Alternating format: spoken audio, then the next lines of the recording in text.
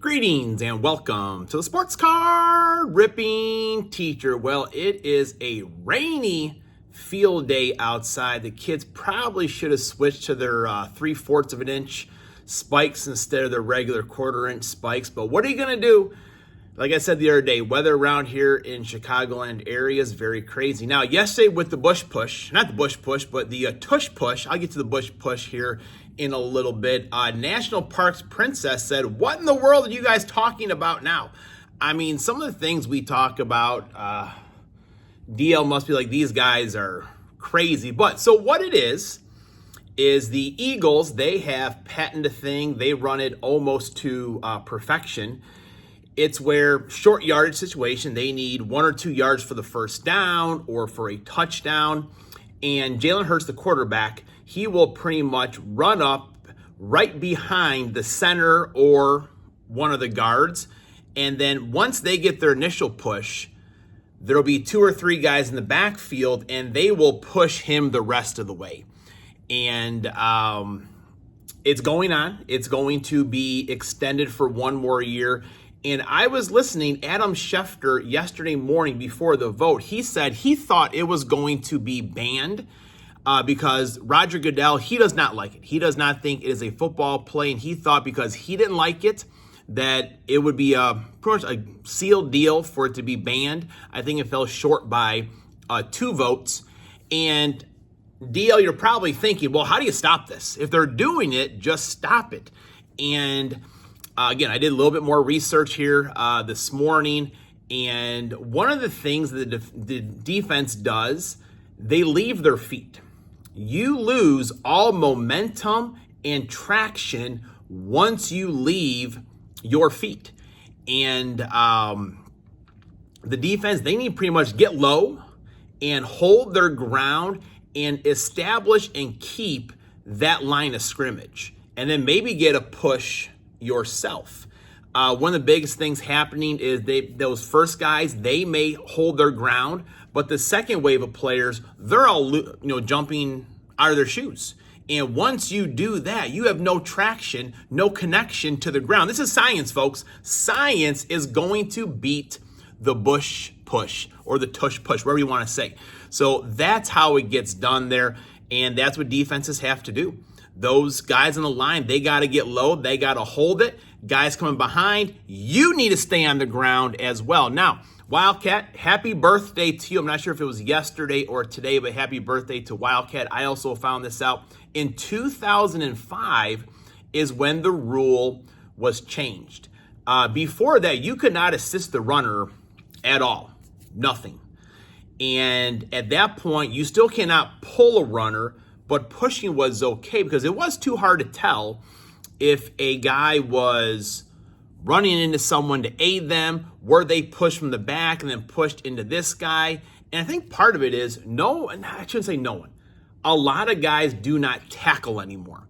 So the failure to tackle and just kind of bouncing into guys, having a rugby scrum has led to all of these things.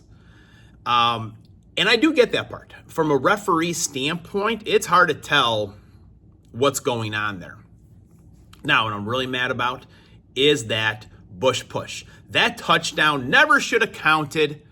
Reggie Bush, why did Reggie Bush go to USC, folks? Well, you all know already he couldn't spell UCLA. It all goes back to that day, South Bend, Notre Dame, USC. What are you going to do? Always remember this, folks. We're Notre Dame, and they're not. All right.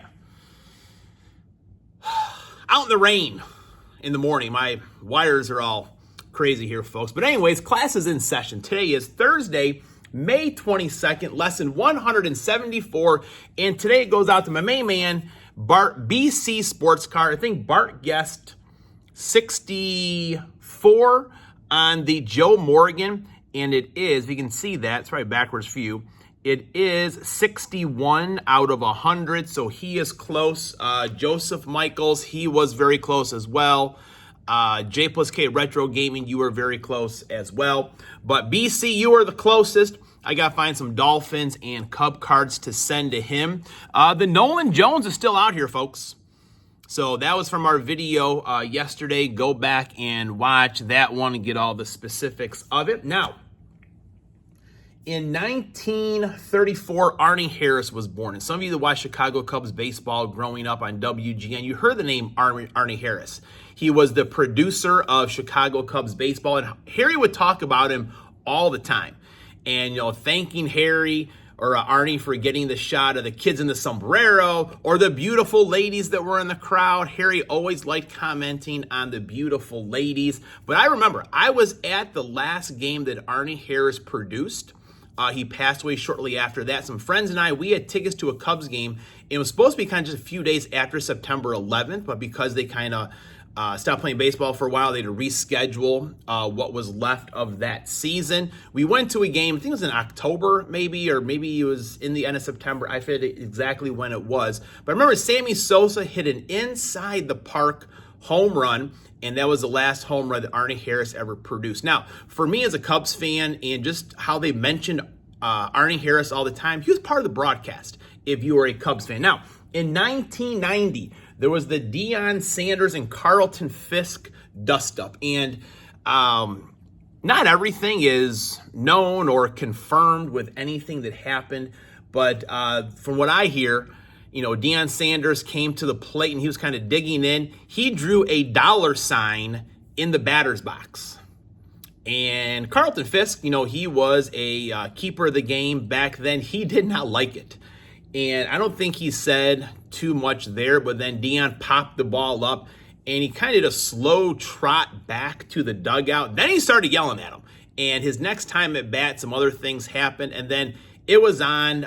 No punches were thrown, but all the benches did come in. And I am a big fan of respecting the game. And I do know things have obviously changed a lot. Players, they're going to express themselves a little bit. And, things are different. We have color television. We have bozos like myself on YouTube. So a lot of things have changed. But one thing that should always happen is respecting the game. I get a little bit annoyed when players don't hustle out a ground ball. Or, Pete Crow Armstrong, one of my favorite players, it drives me nuts when he kind of under a fly ball like this and really quick turns it like that. What if you drop one of those?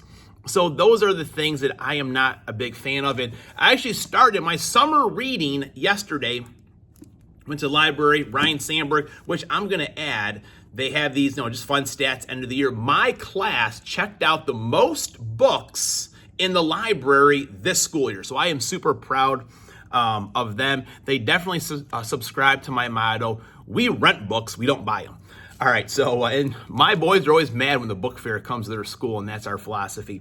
So Ryne Sandberg, he did retire. He actually came back a couple years later, but here's just the back cover here. I was a player caught between two generations, the one I came up with, which still cared about the game, and the one I left behind, which hardly cared at all. I feel like they still care. It's just different. But if you don't respect the game, that's where I have the issue. When I was coming up, we played baseball because we loved the game. We knew I knew what I had to do to work on because I could feel it. Players went to coaches and asked for extra work. I don't see that work ethic today. As soon as the game is over, it's a race to see who can get out of the clubhouse the fastest. At the end of the game in Montreal, I come off the field and I wouldn't hear young guys talking about the game. I'd hear them talking about what suits they had saw on St. Catherine Street. In New York, it wasn't whether Doc Gooden had his best stuff that day. It was the sale at Bloomie's or Macy's. The game changed a lot during my 17 years as a pro. That doesn't change the fact that I had a great time. I played in front of the best fans at the greatest park in the finest city. But at the end of my career, the fun was gone. And when the fun left the game, so did I. The generation I came up with is gone, and I didn't fit in with the one I left behind. It was time to go. So Ryne Sandberg, one of my favorites, and players have changed. Times have changed, but the respect for the game should always be there. So I just got done talking about respect, and now I'm going to talk about the national holiday. That's right, Downtown Day, the anniversary of my first downtown, Jackson Smith Najigba. I meant to bring it in, and I did forget. I still have it. I'm definitely not going to get rid of that card, probably ever. The first one, wanting to have it downtown so much, I finally got it. But folks, let it be a reminder that if there's something you want and you're just, the brakes are all going against you, the brakes are beating the boys, remind them of the sports card ripping teacher finally getting the downtown. So this will be back up in our calendar collector here. There's the piece for today. There's some patterns the students have to recognize, but it'll be back up here next May. It'll remind me in our calendar collector. I'll show you everything right over there. It'll be there, folks. Got our downtowns right there ready to go, and it's all a lot of fun here, folks. All right, so here we go. Downtown Day. Let's do our baseball first. And one of the things, I don't know if I mentioned this yesterday or not, my students have been asking me to sign cards, and some of the Pokemon cards, some of the other cards. So I'll be getting my gold Sharpie out, or my gold Sharpie, signing those for the students there. I was tickled. One of my students asked me, would you sign this card for me? We have been looking at doing cursive writing. We have been looking at good and bad autographs that I find on eBay or ones I have in my collection and I find and show the students. Last day of school in their boxes. I got some blaster boxes for them with, a lot of base cards, some hits in there, some colors, players that they know. But I have a couple autographs packed in some of those boxes there. So good luck to the students getting some ink. All right, first chance to get a downtown on National Downtown Day. Those that know me best know that I'm kidding about all these things here, folks. Barry Sanders, there you go, BC. This card's always so grainy. I mean, the Barry, Hall of Famer, Dan Marino, Hall of Famer. Marino's was grainy for some reason. All right, Jamar Chase. We give that one away to the students. Breeze Hall, one of the first big hits I got on the channel was a Breeze Hall RPA out of 5. Now, his career has not been all that great to make that card valuable, but it is what it is. And shortly after I pulled that card, he did get injured for the season. So I'm kind of a bad luck charm for him. All right, so this is out of one of those retail boxes. I have seen some downtowns, uptowns being pulled out of these. Will Levis, Montez Sweat, Austin Eckler on the 100 parallel right there. Troy Franklin, man, I've got all kinds of Troy Franklin. I think a lot of you do as well. If he becomes a Hall of Famer, we're all rich, folks.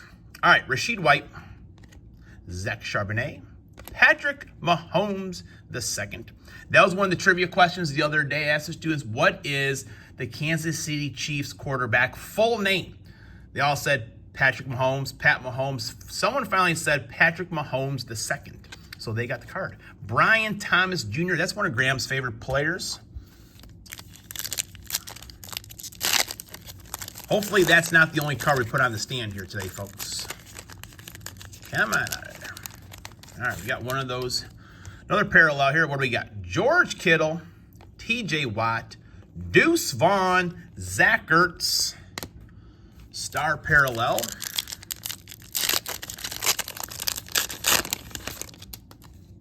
All right, Justin Fields, Saquon Barkley, CJ Stroud, Devin Leary, wrong rookie.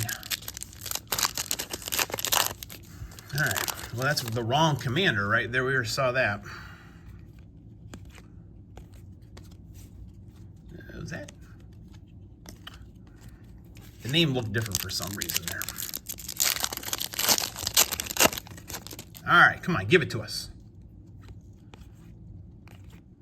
All right, I've got the box. Let me grab a couple more packs here, folks.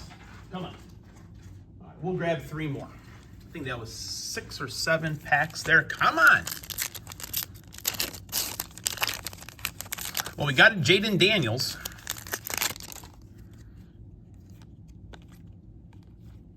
There you go. Jaden Daniels, a good rookie quarterback. What do you guys think? Are the Commanders, are they going to have another good season like they had last year?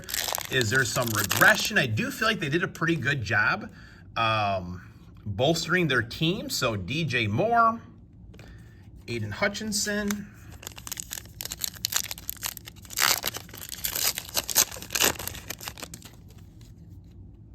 Kenneth Walker, Ayuk. All right, one more pack. One more pack. That'll be, I think, half of the box. I think that's 10 now. All right, drum roll, please.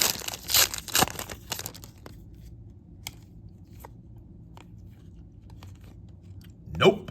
Well, there's always tomorrow, folks. Class is dismissed.